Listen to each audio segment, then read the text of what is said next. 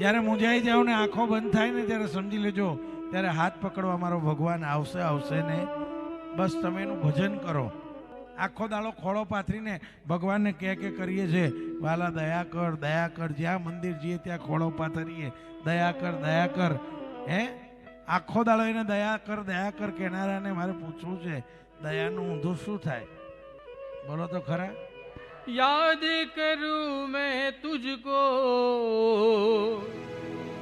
साँझ सवेरे, नैनों में बसिया तेरे,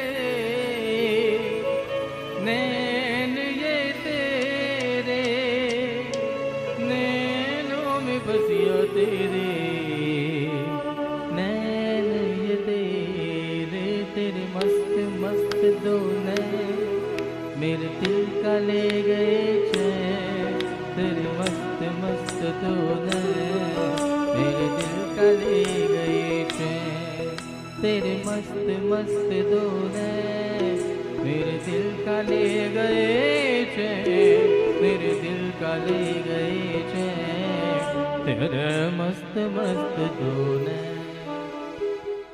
ભગવાન માટે ગાવાનું છે આ. હો તમે જોજો એમાં પણ રાજા રણછોડ અને બાકે બિહારીજીના નેત્ર જોજો તમે. હા બધે ઠાકોરજીના નેત્ર એકદમ ઝીણા. એની નજીક જવું પડે ત્યારે દર્શન થાય અને ભગવાનની દ્રષ્ટિ ત્યારે તમારા ઉપર પડે.